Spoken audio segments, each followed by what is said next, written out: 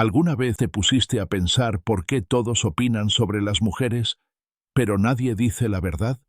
Si todo lo que se dice estuviera teñido de dos extremos, una devoción ciega o un rencor amargo, sin espacio para la verdad ni para la transparencia. La sociedad insiste en pintarlas como seres puros, casi angelicales, cuidadosos, moralmente superiores. Pero, ¿y si esa imagen no fuera más que una representación cuidadosamente ensayada? ¿Y si uno de los filósofos más controvertidos y polémicos de la historia lo hubiera advertido hace más de un siglo? Friedrich Nietzsche jamás temió decir lo que nadie se atrevía a pronunciar. No odiaba a las mujeres, pero tampoco caía en la trampa de idealizarlas. Mientras otros pensadores las elevaban a un pedestal o simplemente las ignoraban, Nietzsche fue más allá de la superficie. Quiso descubrir qué había detrás de las máscaras, detrás de los papeles que la sociedad les había adjudicado. Nietzsche no concebía la relación entre hombres y mujeres como algo basado en igualdad o en un amor romántico e ideal. Para él, todo eso era un escenario dominado por instinto, poder y supervivencia. Y mientras más observamos nuestro presente, más escalofriante parece la exactitud de su mirada. Pero no te alarmes, esto no es un discurso de odio, ni una oda a la superioridad masculina. Es una invitación a mirar con mayor profundidad, a enfrentar las fuerzas invisibles que operan en la dinámica entre los géneros. Nietzsche no vino a traer respuestas cómodas envueltas en dulzura. Vino con un espejo que no perdona, que refleja todo sin maquillaje.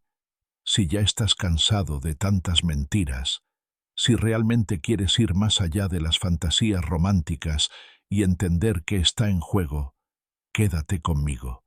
Porque una vez que descubres cómo Nietzsche percibía a las mujeres, ya no puedes volver a mirar el amor, el poder o la identidad de la misma manera.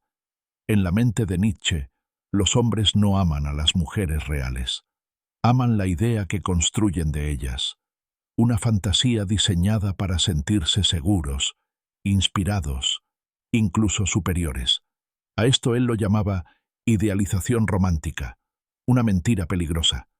Esta ficción sostiene que las mujeres son siempre tiernas, puras, frágiles y moralmente superiores. Pero para Nietzsche, eso no era admiración, era autoengaño. La mujer ideal no existe. Es un personaje creado por hombres incapaces de lidiar con la complejidad del espíritu femenino.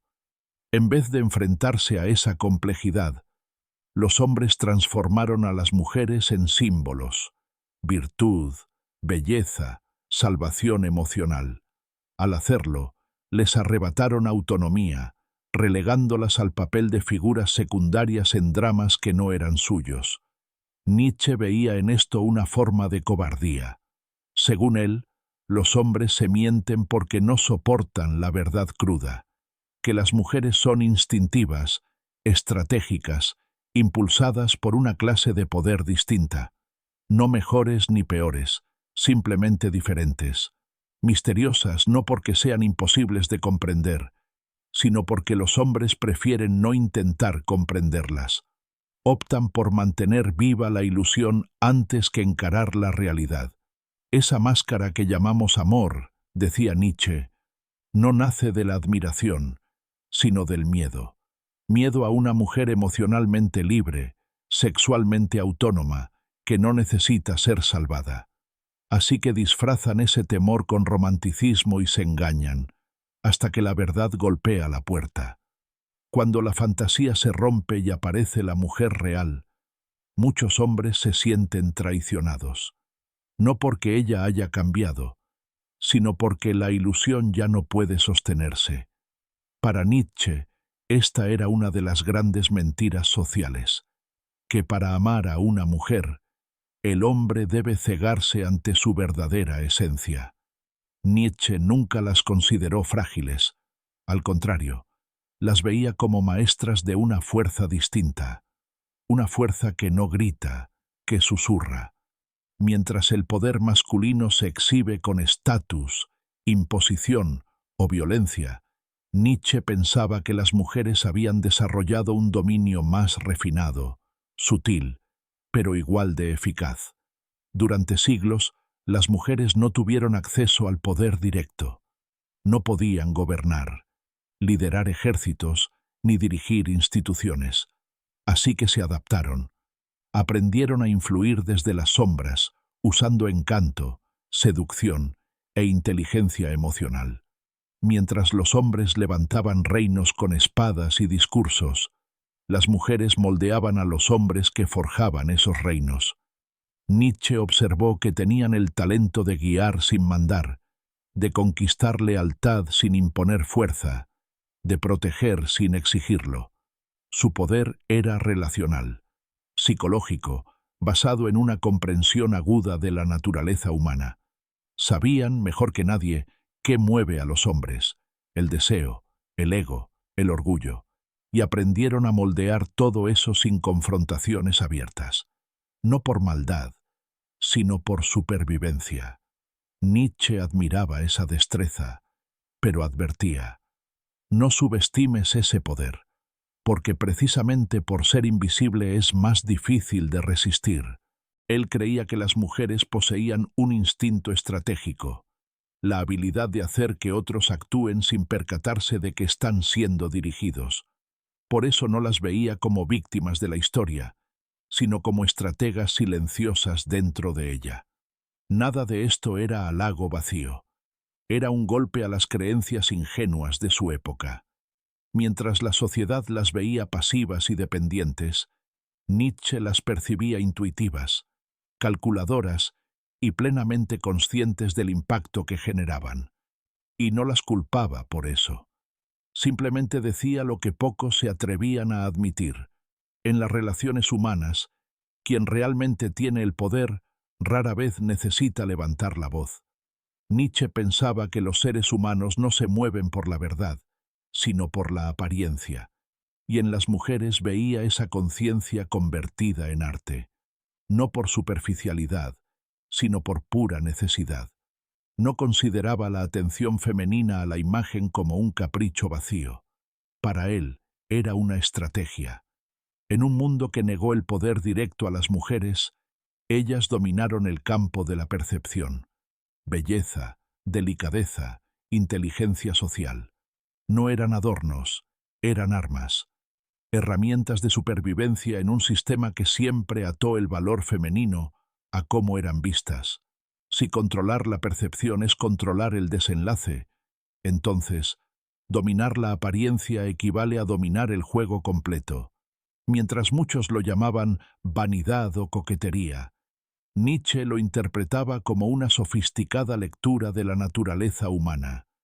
Decía que las mujeres poseían una percepción simbólica casi instintiva. No se aferraban a la realidad cruda, sino a cómo la gente quería que fuera. Por eso intuían algo fundamental: nadie se enamora de lo real, sino de lo que parece seguro, bello, deseable. Al moldear su imagen, no solo respondían al mundo, lo estaban moldeando. Y aquí, Nietzsche profundiza más. Para él, la verdad en las relaciones humanas nunca es simple. En un mundo donde lo que aparenta pesa más que lo que es, la voluntad de parecer se vuelve tan poderosa como la voluntad de ser. Las mujeres, al vivir marginadas del poder institucional durante siglos, perfeccionaron ese talento para gobernar la superficie. Nietzsche veía en ello una genialidad silenciosa, una maestría que pocos reconocen, pero que domina casi todo lo que subyace. No lo llamaba falsedad. Lo veía como una forma de resistencia en un mundo hostil, donde sobrevivir no requería armas, sino actuación. Mientras los hombres confundían apariencia con esencia, las mujeres distinguían ambas cosas con una claridad quirúrgica. Sabían que la máscara no era el rostro, pero también sabían que la máscara importaba. Para Nietzsche, la manera en que una mujer se presenta ante el mundo no es un gesto frívolo, Es un movimiento estratégico. La gracia, el encanto, la sutileza, la intuición, no son simples adornos, son escudo y espada a la vez. Él atribuía esa sensibilidad social al peso de siglos de exclusión. Las mujeres aprendieron a jugar ajedrez emocional en un tablero diseñado para perder. Y para Nietzsche, eso no tenía que ver con feminidad, sino con supervivencia, un instinto afilado, no para engañar, sino para no ser devoradas. También veía que esa fuerza venía disfrazada de virtud, y ahí tocaba un punto incómodo.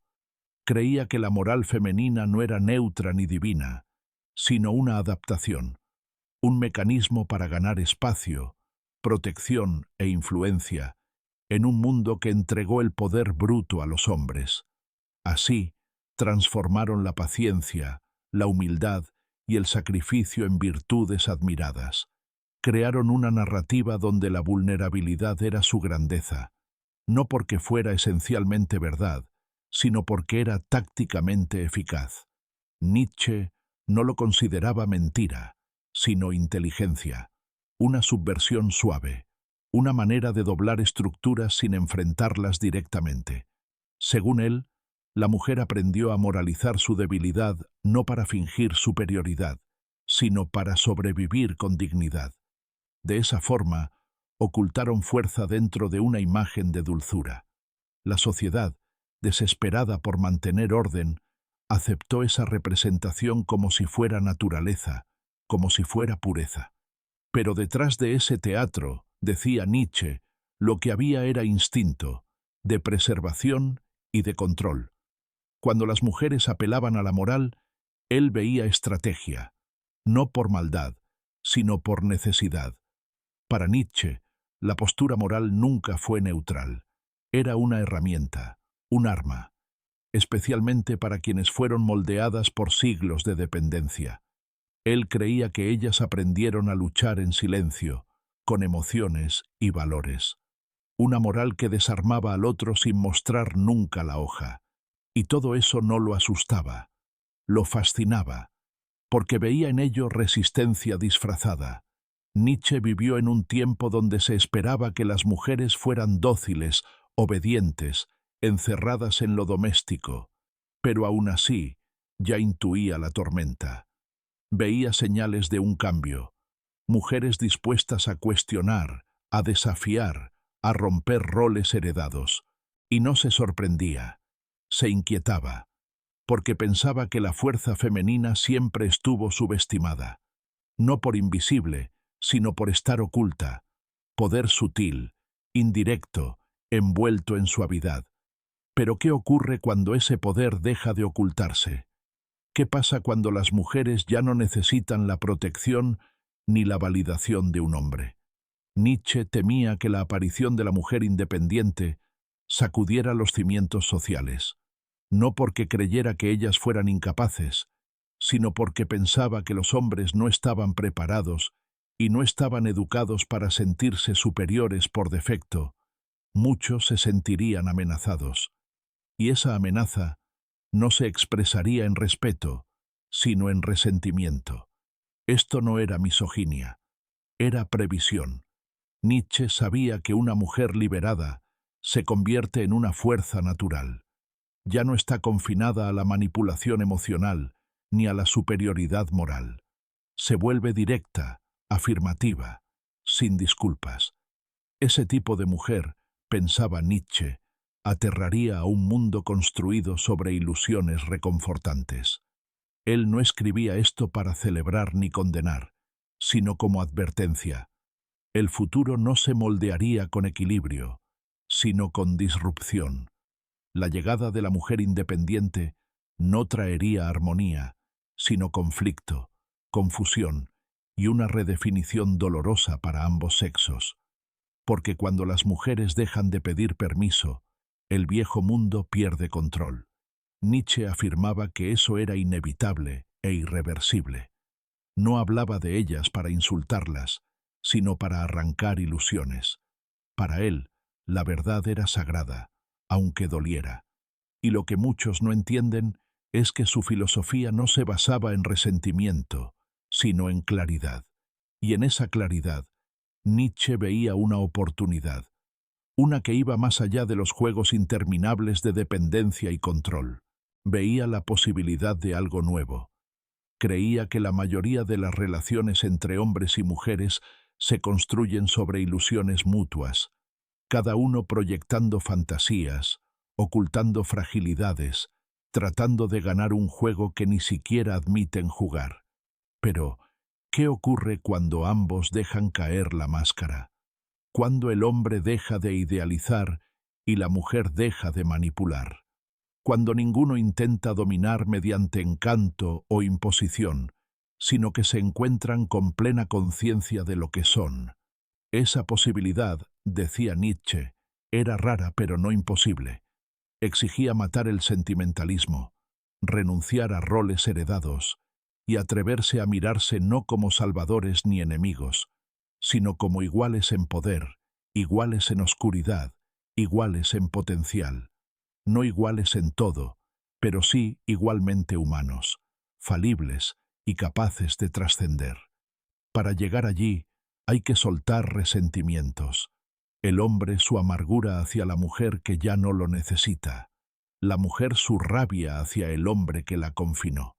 Solo entonces puede nacer algo más profundo. No una reconciliación romántica, sino una redefinición radical de lo que significa conectar. Nietzsche no prometía que esto sería fácil. Sabía que la mayoría nunca llegaría a ese punto. Pero unos pocos sí, aquellos dispuestos a abandonar la comodidad por la verdad, la fantasía por la realidad. Entre ellos podría surgir un nuevo tipo de relación, no basada en ilusiones ni en miedo, sino en fuerza compartida, no en dominación, sino en un devenir mutuo. Si llegaste hasta aquí, no fue casualidad. Algo en ti se rebeló contra las respuestas fáciles, y eso dice mucho de ti, porque quedarse hasta el final no es cuestión de tiempo, es cuestión de coraje. Coraje para mirar donde otros apartan la vista. Déjame decirte algo, no estás solo en esta búsqueda. Yo también crecí creyendo en ideas que parecían inquebrantables, hasta que se rompieron en mi cara. Desde entonces, decidí dejar de fingir que todo tiene sentido y empezar a buscar lo real, lo incómodo, lo que pocos se atreven a decir. Este canal es para eso, para cuestionar, para pensar distinto, para sacudirte la mente y el corazón, aunque duela un poco. Si eso resuena contigo, este no será el último video que veas aquí. Así que suscríbete a esta comunidad. Deja tu opinión en los comentarios. ¿Qué frase te hizo detenerte? ¿Qué parte te hizo pensar más? Porque de ahí nace la siguiente conversación. Y si este mensaje te movió, te agradecería si me dejas un like y compartas este video con tus amigos. Sé que te agradecerán. Hasta el próximo video.